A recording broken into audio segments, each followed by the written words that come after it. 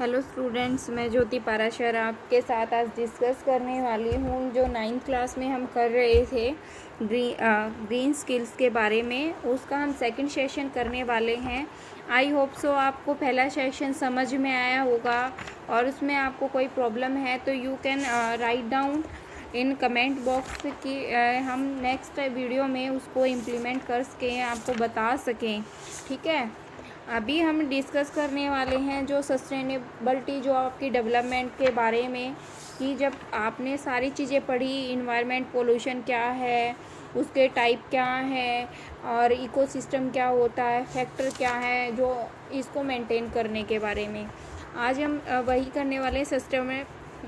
Sustainability development अब इसमें लिखा हुआ है, देखो बच्चों यहाँ पे कि सस्टेनेबिलिटी जो development is the use of natural resource, मतलब जो नेचुरल रिसोर्स बच्चे जैसे आपकी जो नेचुरल चीज़ें होती हैं आप जो हमें प्रकृति से मिलती हैं, the aim to meet an human needs, और वो जो इंसानों के साथ रहकर उनकी ज़रूरतों को पूरा करती है, ठीक है, इन्वायरमेंट के साथ, so that these needs can be the meet and not only in the present.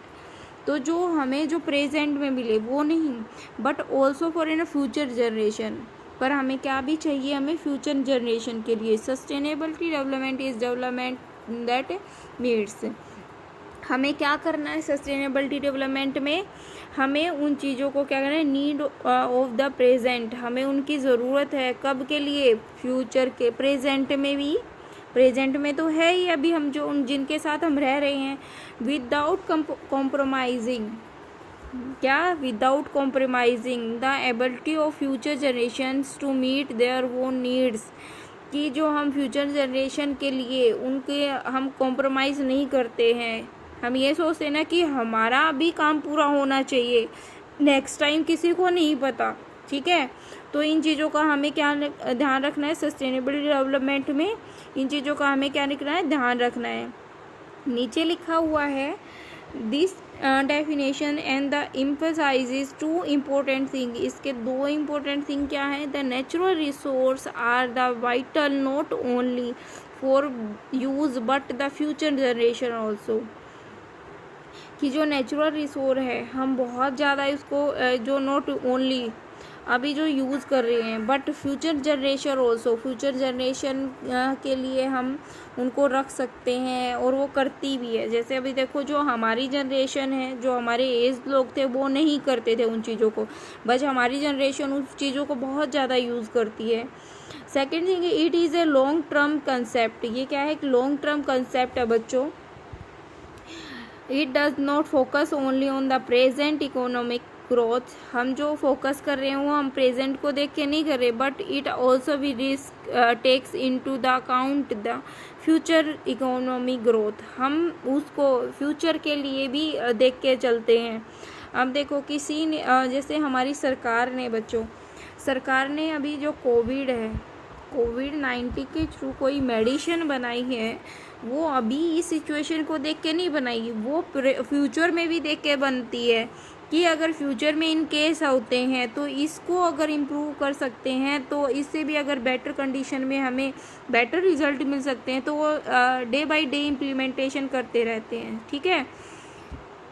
अब नेक्स्ट है, देखो जैसे आपका ये फिगर दिखा हुआ है, इस फिगर में देखो ये क्या है, आपका इन्वायरमेंट है, इकोनॉमी है और सोशल है, ठीक है।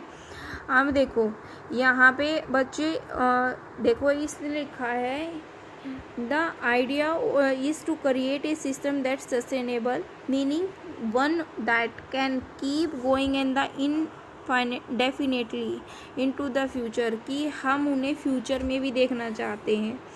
The natural resource like air, water, mineral etc and the initial to meet your need, ये हमें मिलते रहते हैं, ये एसेंशियल हैं आपकी चीज़ें।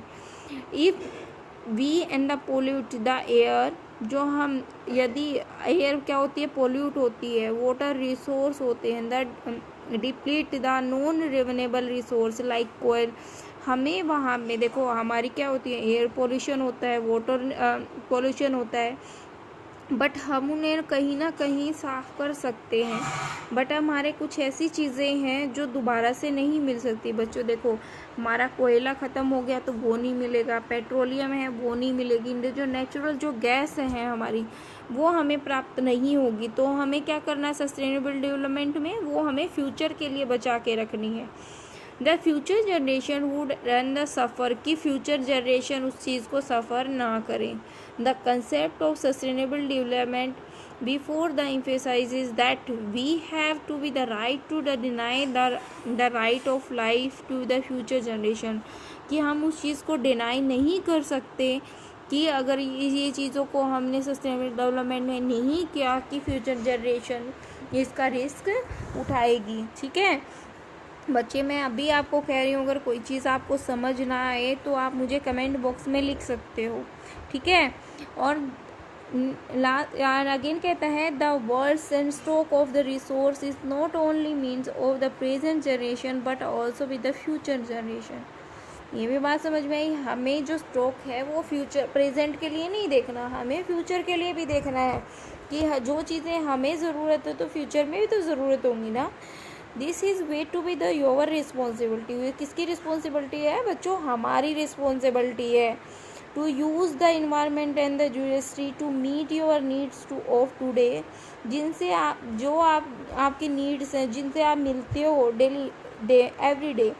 The have leave them your childrens and grandchildrens the future generation. तो वो क्या हो जाएंगी? वो ख़त्म हो जाएंगे आपके बच्चों और उनके बच्चों के लिए, so that they are able to meet their own and need as well as. तो आपको क्या करना है, उनको भी ये चीज़ें फ्यूचर में मिलती रहें। ठीक है, अब नेक्स्ट चलते हैं, उसके लिए हमें क्या करना है। देखो, उसके लिए इन्होंने बोला है sustainable development is before a kind of development that risk takes into account to need of the economy and the environment without the compromising either the expect.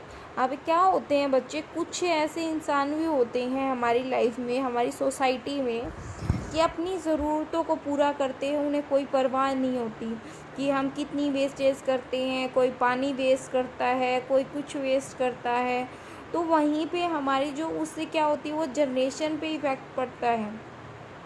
ठीक है, तो यहाँ पे इसको हमें सेव करने के लिए हमें यहाँ पे पॉइंट्स दिए हुए। पहला है रीयूज़ करना, रिसाइकल करना और रिड्यूस करना।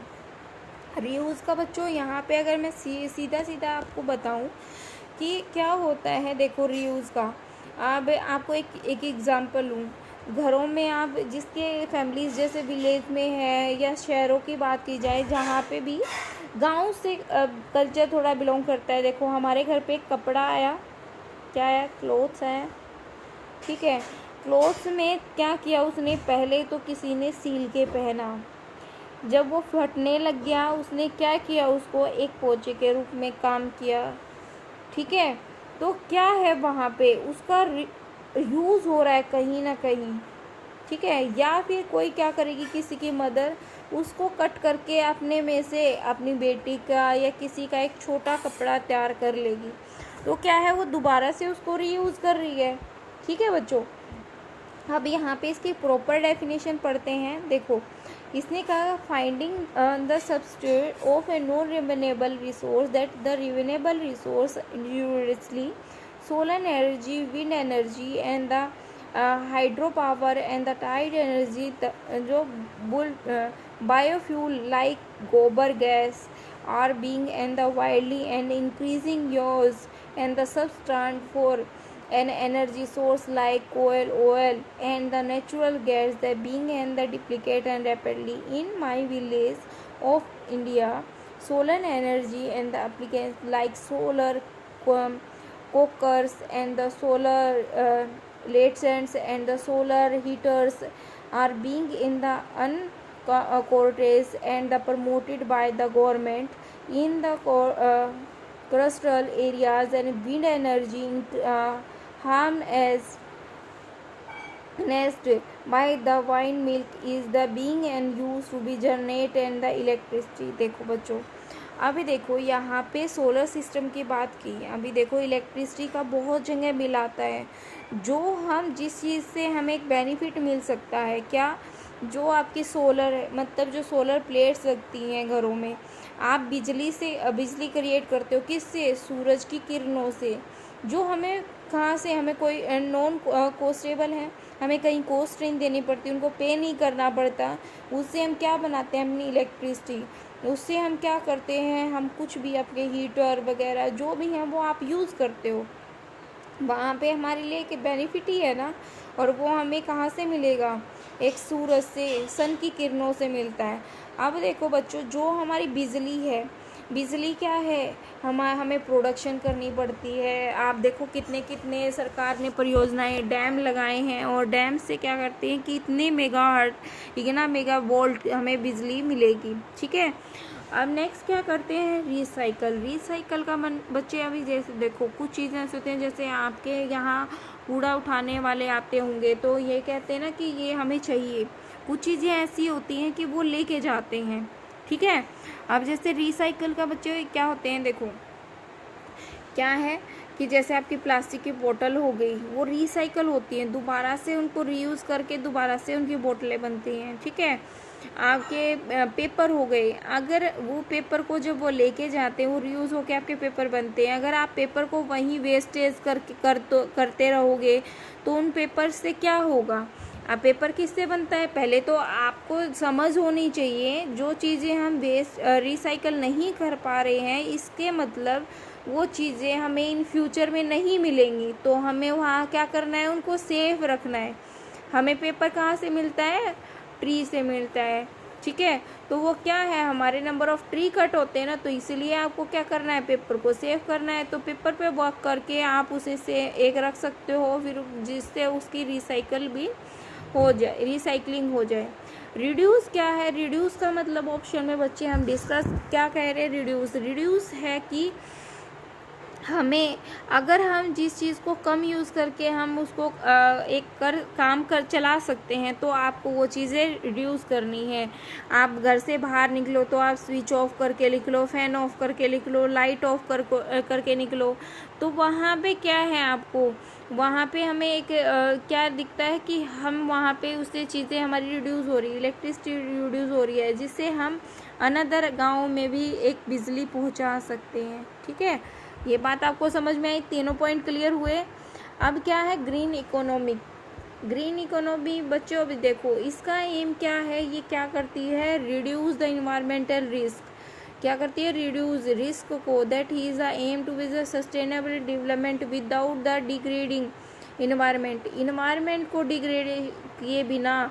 ये क्या करती है, रिड्यूसिंग इन्वायरमेंटल रिस्क को के जो इन्वायरमेंट के जो रिस्क होते हैं उनको रिड्यूस किए बिना, रिस्क को रिड्यूस करके, सॉरी बच्चों, तो वो क्या करती है, ग्रीन इकोनॉमी हमें एक बेटर रिजल्ट कर देती है, और human well being and the social quality. A green economy exhibit the following characteristic, उसका फॉलोइंग क्या है, रिन्यूएबल एनर्जी, देखो यहाँ पे क्या है, सोलर एनर्जी, जो विंड एनर्जी है, जो हवाओं से जो चीज़ें हमें मिलती हैं वो फ्यूल एनर्जी है, by the renewable energy green economy can be the achieve. तो ग्रीन इकोनॉमी के साथ हम क्या कर सकते हैं, अचीव कर सकते हैं।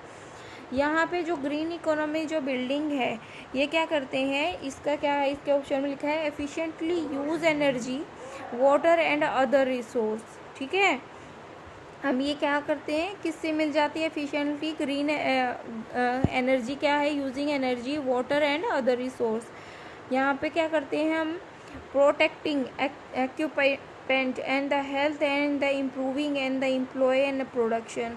तो यहाँ पे जो हम क्या करते हैं, कर लेते हैं किसको, एक वुमन की हेल्थ को प्रोटेक्ट करते हैं, उनकी जो एम्प्लॉयमेंट की प्रोडक्शन के को भी इम्प्रूव कर देते हैं। यहाँ पे रिड्यूस क्या हो जाता है, जो वेस्ट पोल्यूशन है या इन्वायरमेंटल डिग्रेडेशन है, तो वहाँ पे ग्रीन जो बिल्डिंग्स है वहाँ पे इस ऑप्शन में वो रिड्यूस हो जाता है।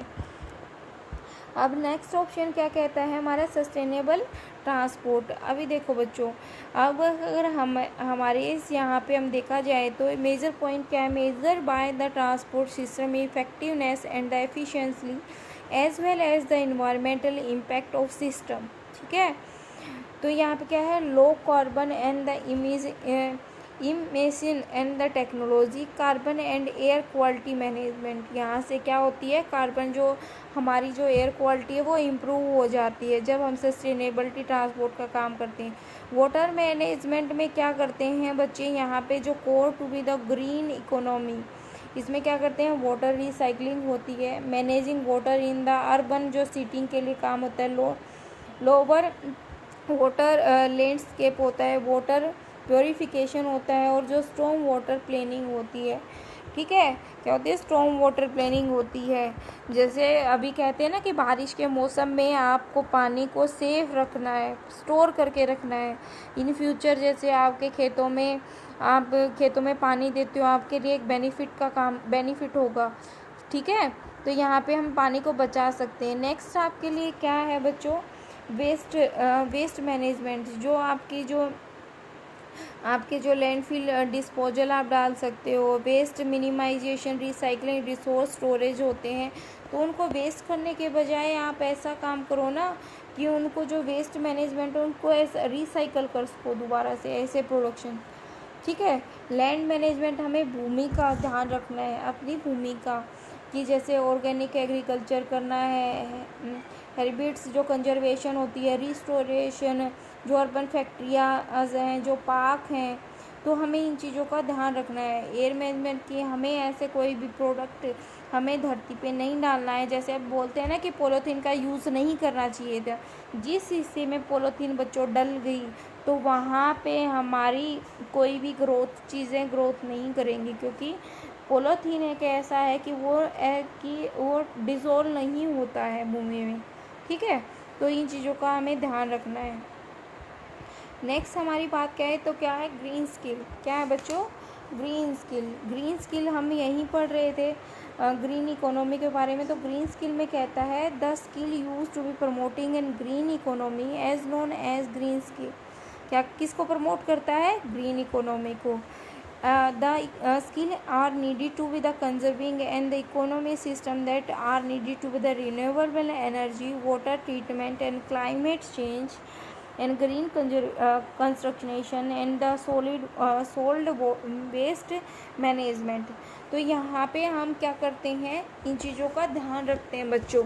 ठीक है, क्या करता है, skill is a sustainability. Skill जो क्या है, सस्टेनेबिलिटी आल्सो नोन है green skill are the technical skill and the knowledge values and the attitudes need to be the work focus to be the development support and sustainable social economic and the environmental outcome in business and industry and the community. ठीक है, अभी देखो यहाँ पे point दिए हैं, renewable energy, जो solar और power and the wind energy से जो हमें चीज़ मिल सकती है।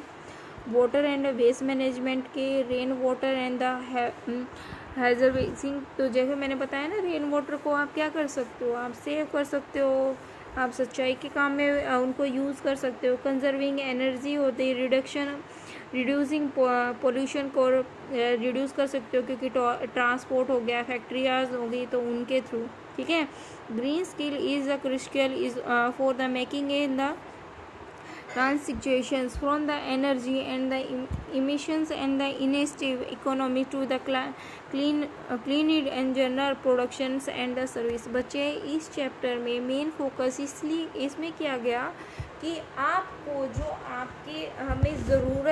हमें ज़रूरत होती है, जो हमें किससे मिलता है, नेचुरल में मिलता है, जिनकी दोबारा से रिसाइकलिंग नहीं हो सकती। ठीक है, उन चीज़ों को हमें क्या करना है, सेव करके रखना है। किसके लिए, फ्यूचर जनरेशन के लिए। और वो हम कैसे रखेंगे, हम क्या क्या है सस्टेनेबल डेवलपमेंट में, हमें रिसाइकल करना है, रीयूज़ करना है। ठीक है, और हमें रिड्यूस करना है कुछ चीज़ों को, जिससे हम इन फ्यूचर जनरेशन के लिए बचा के रख सकें। ठीक है, अब हम आगे इस चैप्टर में डिस्कस करेंगे, किसके बारे में अभी डिस्कस करने वाले हैं हम, मल्टीपल चॉइस क्वेश्चन में। ठीक है, मल्टीपल चॉइस क्वेश्चन कर रहे हैं। अभी देखो यहाँ पे क्वेश्चन, फर्स्ट क्वेश्चन क्या है बच्चों, what are some of the environmental changes case due to the modern method of agriculture. Modern method of agriculture क्या है बच्चों, देखो chemical pollution due to the fertilise, improvement of in the environment, lower air pollution due the crop and decrease in the forest area. इसने फिर question से ध्यान से पढ़ो, what are the some of the environmental changes, environmental जो change हो रहे हैं cause due to the modern method of agriculture, वो क्या है, जो केमिकल जो pollution due to the fertilize हो रहे हैं हमारी धरती के अंदर जब हम कोई भी काम कर रहे हैं एग्रीकल्चर के लिए। सेकेंड क्वेश्चन क्या है, how can we conserve our health and environmental, choose all the correct option. कैसे कंजर्व हेल्थ के लिए, देखो ऑर्गेनिक जो आपके क्या हैं बच्चों, यहाँ पे देखो ऑर्गेनिक क्रॉप है वो अच्छी होती है, नेचुरल फर्टिलाइजर वो भी अच्छी होती है, मैनेज वेस्ट हमें क्या करना है, मैनेज करना है, यूज़ मोर एयर कंडीशनर, ये तो है ही नहीं ना हमारा ऑप्शन हेल्थ के लिए, ठीक है, ये बात समझ में आई। आज ये देखो नेक्स्ट क्वेश्चन थर्ड क्या कहता है, a steel factory and burn in the air for, a steel factory burns in the firewood and the chronicle for heating and the melting the steel, what are the possible effect on the environmental, कि वो क्या effect डालते हैं बच्चों। तो ये क्या है, ये क्या करते हैं, इंक्रीज कर देते हैं किसको, increase in a global temperature, decrease in global temperature, क्या हो जाता है, इंक्रीज भी होता है उससे, इंक्रीज क्या है, increase in a global temperature और decrease in a global temperature. समझ में आई क्या होता है हमारी फैक्ट्रीज से। अब नेक्स्ट बात करते हैं बच्चों कि क्या है, कि देखो बात क्या है, what does and the conserve of the energy means, क्या होता है अभी बताओ, मैंने आपको पढ़ाया भी है। कंजर्वेशन क्या है, एनर्जी को क्या, just saving energy, saving energy, production energy and using energy efficiently, ठीक है, और क्रिएटिंग एनर्जी। तो इसमें क्या है, इसका आंसर क्या होगा बच्चों, इसका आंसर होगा जो हम सेव एनर्जी करते हैं या प्रोडक्शन एनर्जी करते हैं, इससे हम क्या करते हैं, जो कंजर्वेशन एनर्जी मीन्स हम सेव एनर्जी भी होती है और प्रोडक्शन एनर्जी के दोनों ऑप्शन होंगे। समझ में आई बात। अब फिफ्थ क्या है आपका आंसर, क्या कहते हैं, which of the followings are non renewable resource, choose all the option. इसमें नॉन रिन्यूएबल ऑप्शन कौन से हैं आपको चूज़ करना है। तो आपका जो डीजल है वो एक ऐसा है कि जो आपको नॉन रिन्यूएबल रिसोर्स है, ठीक है, दोबारा आप नहीं कर सकते। देखो सन है, सन तो आपको देता ही है। कोयल क्या है, आपकी जो आपदा होती है तो हमारी जो कुछ पेड़ दब जाते हैं, काफ़ी सालों से जो दबे रहते हैं उससे हमारा कोयल बनता है और वाटर हमें मिलता है, ठीक है। नेक्स्ट जो सिक्स की बात करें तो सिक्स है, विच of the following is an example of renewable resource, ठीक है। रिन्यूएबल और रिसोर्स क्या होगा बच्चों, अभी आप बताओ, मैं आपसे ही पूछ रही हूँ। तो क्या है आपका सोलर एनर्जी, ठीक है, हम सोलर एनर्जी से हम जो सूर्य की किरणों से हम जो इलेक्ट्रिसिटी मिलती है। अब सेवन्थ क्वेश्चन की बात करें, which of the following and the option describable a green economic correctly, a green economic, क्या है, ग्रीन इकोनॉमी।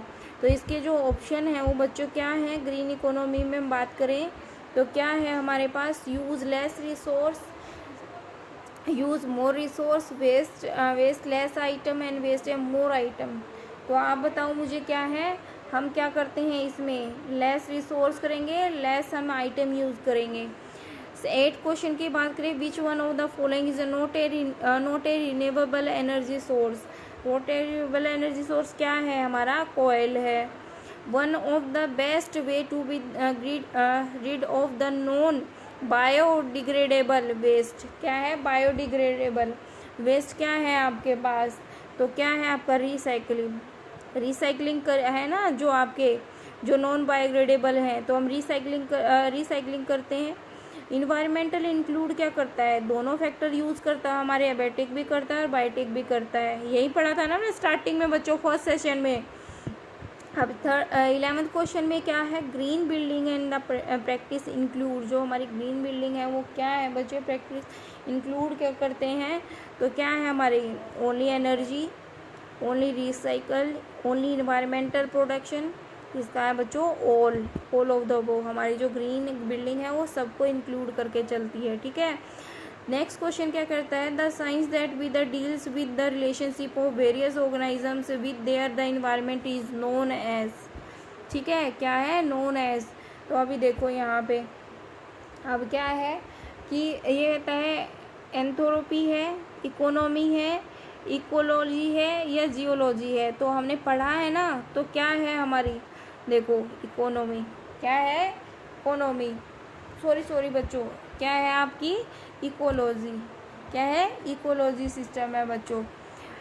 अब बात करें 13 की, तो इकोसिस्टम एंड कंसिस्ट ऑफ, जो इकोसिस्टम है वो क्या कंसिस्ट करता है आपका, देखो बच्चों इकोसिस्टम वही है कि जहाँ पे हमारी जो non biotic community and non living जो एलिमेंट होते हैं, ठीक है, क्या है, जो बायोटिक कम्युनिटी होती है मतलब जिसमें लिविंग थिंग्स होती है और नॉन लिविंग एलिमेंट्स होते हैं, ठीक है।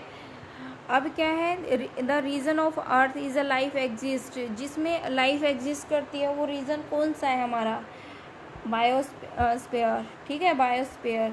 अब क्या है, 5th क्वेश्चन की बात की जाए 15 की, तो what of the following is the constitute of ecosystem, ecosystem के अंदर क्या क्या कंसिस्ट करता है, तो हमारे बर्ड्स आते हैं, मतलब लिविंग थिंग्स आती हैं, बायोटिक कम्युनिटी आती है, तो ऑल ऑफ अबव।